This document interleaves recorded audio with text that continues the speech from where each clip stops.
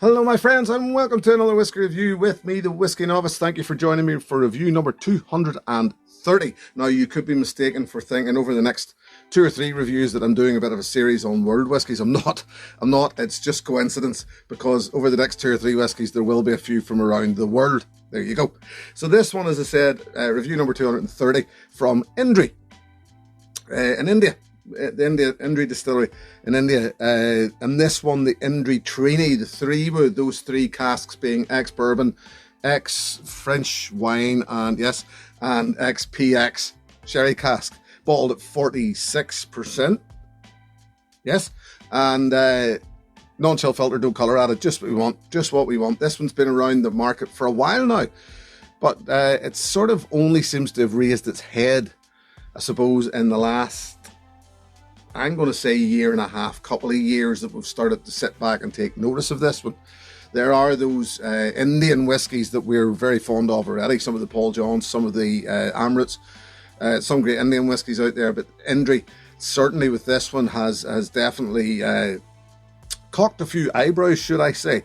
This one's batch number 2 from August 2023. So there you go. And it comes in, and I think this is another reason why it has cocked a few eyebrows.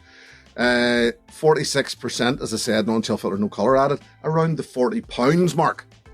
It may be non-chill filter, may have no age statement, it may be a non-age stated whiskey, but, do you know, at that price, when we're getting this sort of region of quality, well then, we're happy whether there's an age statement or not. And let's face it, Indian whiskies generally fairly young because the maturation times are quite short.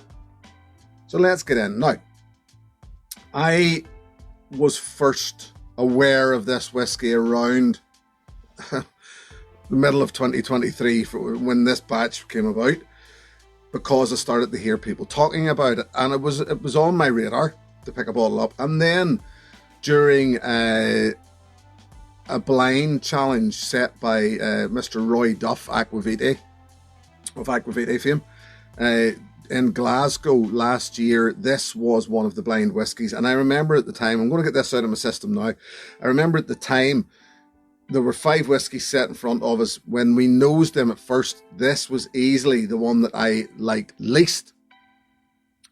It just didn't fit into my wheelhouse at all. But then, as it sat, a drop of water in there, and as it sat and sat, it quickly raised from being my least favourite to my most favourite. And out of the 5 whiskies that were in front of us at that blind challenge, this was the one that won it. So out of a group of about, I think it was around 60 people, this was the one that we voted favourite. So there you go.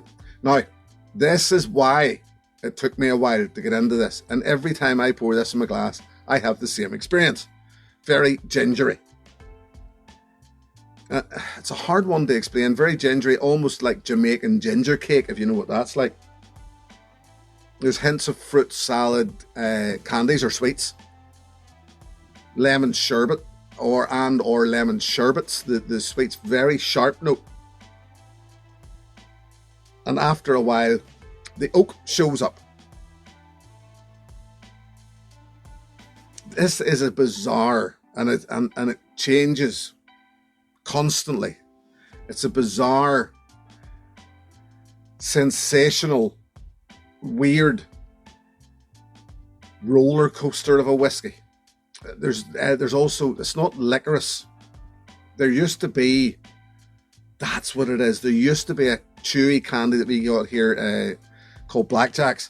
I'm not sure if you can still get them, and that's what it smells like.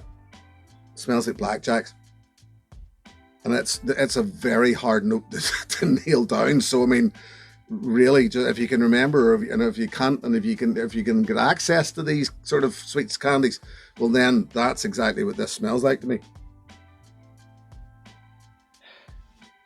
There are things in this that genuinely do not smell like as if they should be together. But when it settles down, it just becomes a joy of a whiskey. It's a weird, very well balanced joy of a whiskey. So let's get into the palate.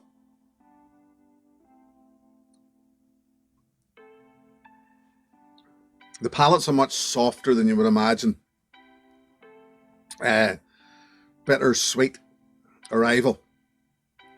Definitely much softer than those sharper notes on the nose would suggest. And like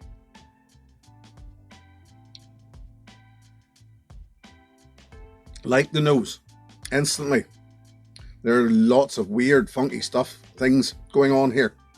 Those gingery, sharper, citrus notes, that fruit salad candy. And when I said fruit salad sweet candy, it's not like a fruit salad, a fresh fruit salad. There was, yet again, a chewy sweet around the same time as blackjacks called fruit salads. And this is much the same idea. Sharper, tangier notes. There's resinous notes. Honey, lemon once again.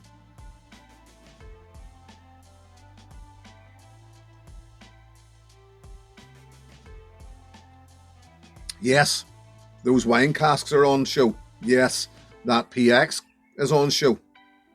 But they all just shoulder each other through this.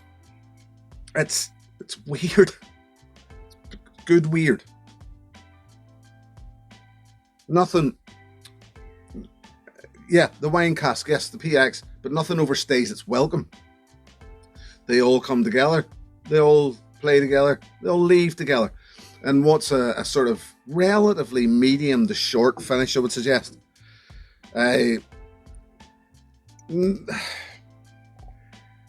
not a lot going on in the finish. That I'm adding a fair amount of water to this because I remember, and it's one of those ones that 46%.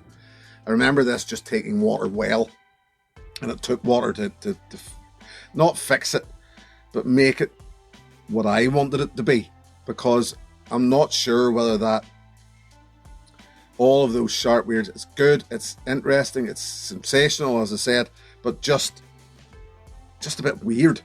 Just a bit weird. And when you add water to this, give it time to calm down, it stops being so weird and just becomes a more delicate thing of beauty.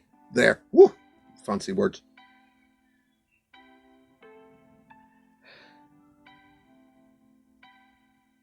Yeah. It's still, I know this takes a while longer to settle down. It doesn't do any harm to give that water a chance in there for a while. But now it's been starting to settle a little, give it a bit of agitation, let the water mix itself in there, and it starts to become a bit much softer, sweet, delicate, slightly floral, slightly spicy, but not overly spicy.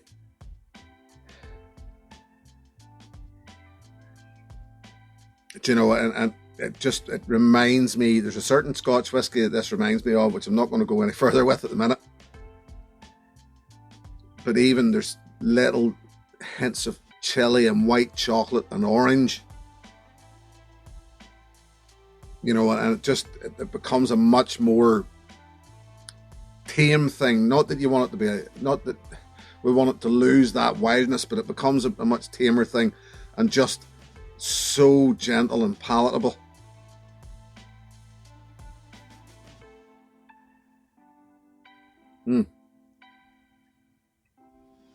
On the palate, deliciously soft and floral, slightly sweet once again.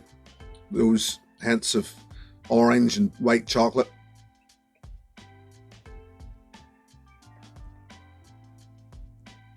Just a totally different beast. Totally different. The bigger, sharper, gingery notes have all calmed down. They've all gone. It's just relaxed and become a nicer thing. It was nice before. It's nicer now.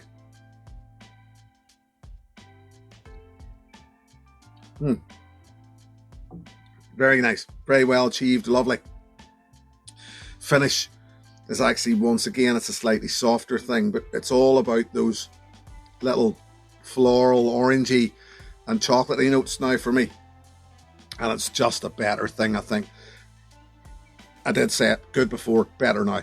So yeah, definitely one I would recommend at the price, 100%. Get in there, get one. Becoming a bit hard to get at the minute. I always, when I'm doing my tasting notes, or if I'm getting ready to do a review, I'll always check the prices now for the things, because there's no point in telling you what it was 5 years ago. So as of this date, early to mid 2024, as I said, around the £40 mark. But when I went to look for prices, it was sold out everywhere I could get access to it. So bizarre. Is it just us talking about it that has maybe talked it up? That it's, I mean, you know, it's produced in India, obviously, so it's maybe they're having export problems with it. I don't know, but just not maybe as easy to get at the moment as you would think. But all the same, a lovely whiskey. So if you can get it, pick one up.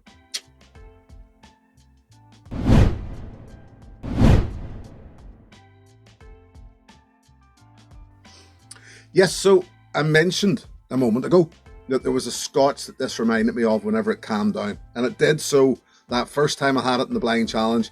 It did so again. It amazes me how much this whiskey changes. I sort of thought, and every time I go back into it, I think, I remember this being that delicate, floral, beautiful thing. Why is it not doing that? And it's because I usually I haven't given it enough time. I haven't let it sit in the glass. I haven't added the right amount of water, and I've just rushed at it. Give this one time, add that water in there, let it become that gentle thing of beauty. And it reminded me of this Hazelburn 10-year-old from Springbank. It did. It was weird. And I actually sat down then when I was doing my tasting notes again, because as much as it reminded me of it, it had been a while since I'd had the Hazelburn. So I thought, well, sometimes the old memory starts to slip a bit. Sometimes the old palate would tell you one thing, and then whenever you go back in and try it, it tells you something different. But no, when I was doing my tasting notes, I did pour myself a little Hazelburn, and side by side, they're different, don't get me wrong. The Hazelburn and the Indri Trini, different whiskies, but that same similar soft, gentle, but robust. There's nothing airy-fairy light about these. They are still robust whiskies, both of them. But just, yeah, maybe you'll come back. I would imagine somebody will come back and tell me that it reminds you of something else, or no, it's nothing like the Hazelburn. But remember, it's just my opinion. Everything here, only an opinion.